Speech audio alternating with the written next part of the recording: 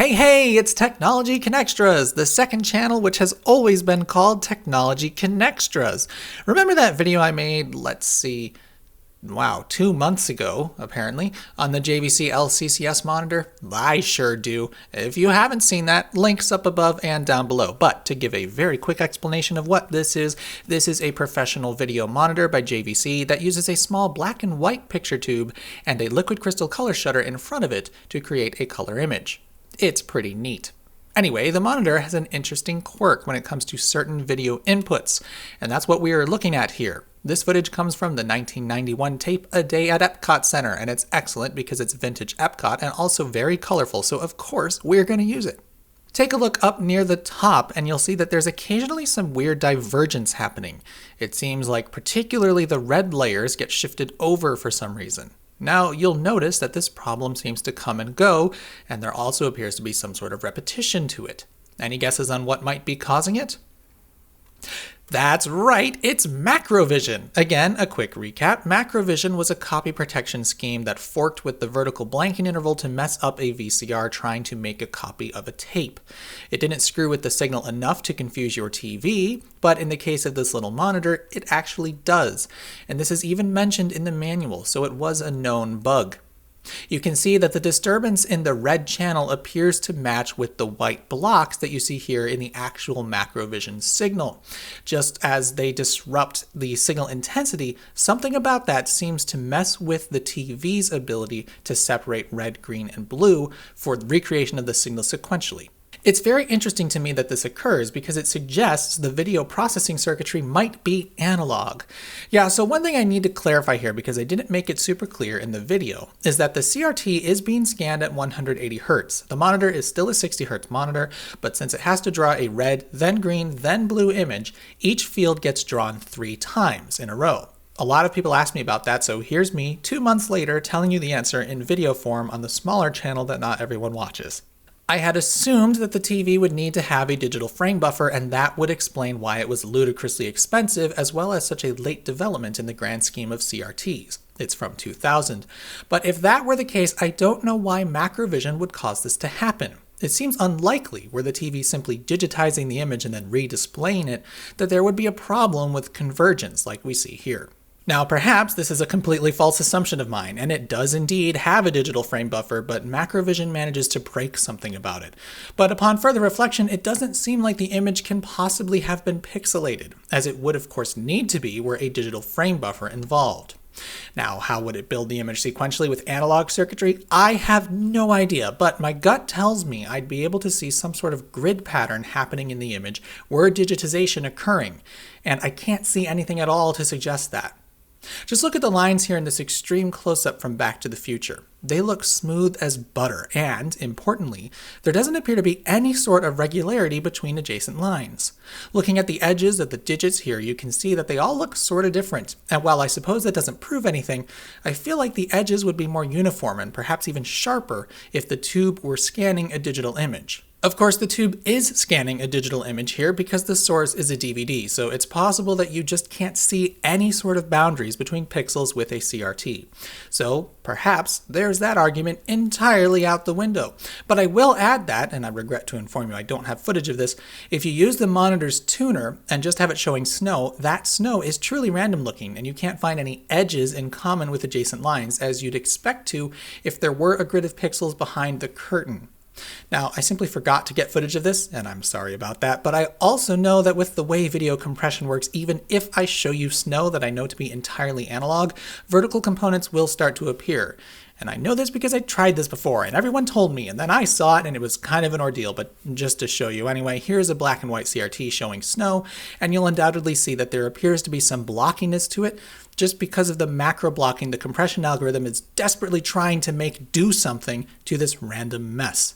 Hey, guess what? I found a passage in the manual that suggests it probably does have a digital frame buffer, but it's also possible that this is just mentioning a thing that can happen when the monitor is displaying a video signal from a digital source.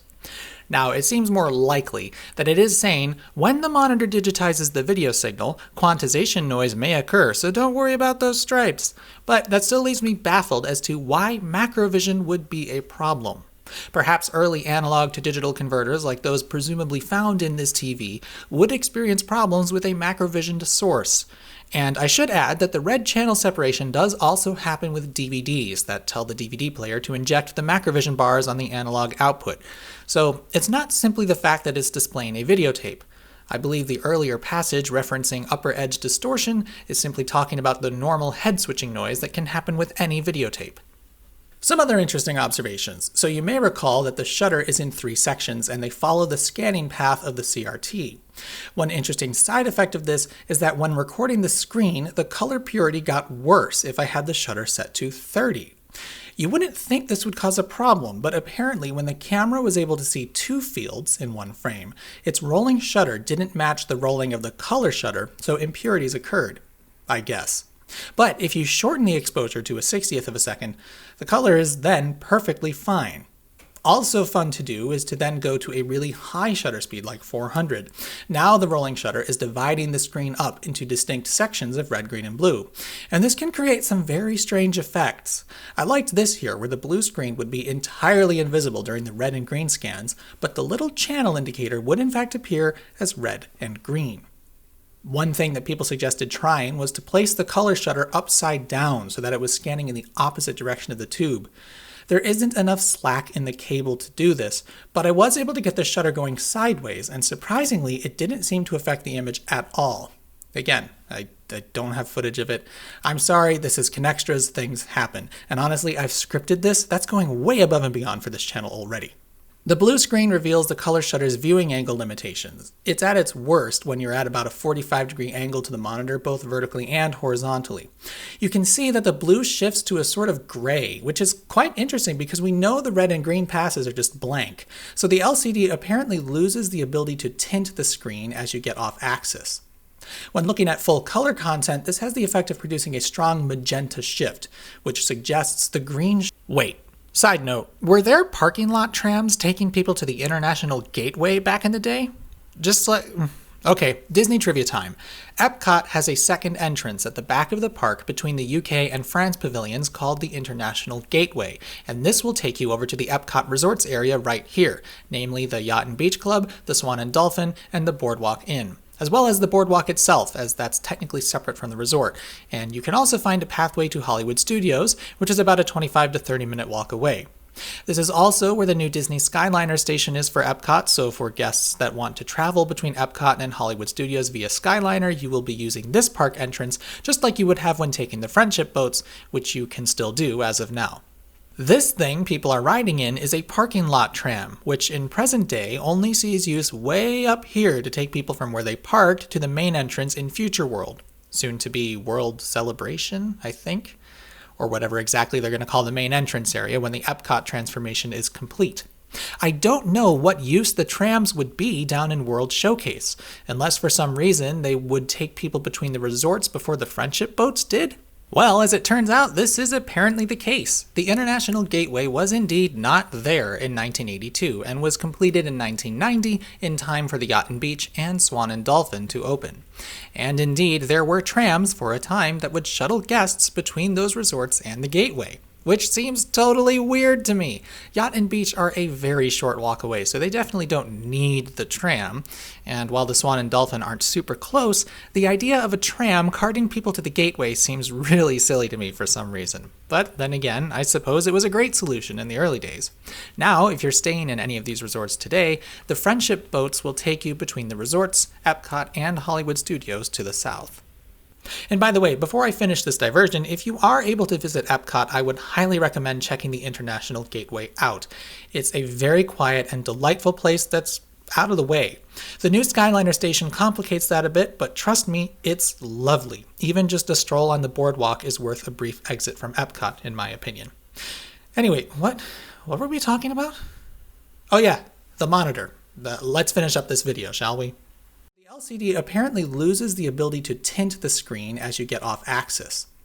When looking at full color content, this has the effect of producing a strong magenta shift, which suggests the green shutter is actually affected the most, since magenta is a mix of red and blue. I don't have any sort of signal generator to produce a green screen, and I was feeling too lazy to rig something up, so too bad. Okay, and then the last thing I wanted to add was the color shutter's crystallization thing. I showed at the end of the video how when the power was switched off, the shutter does this trippy business here.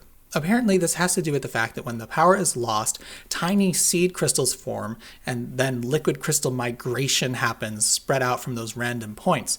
At least that's the gist of what I remember from the comment somebody left.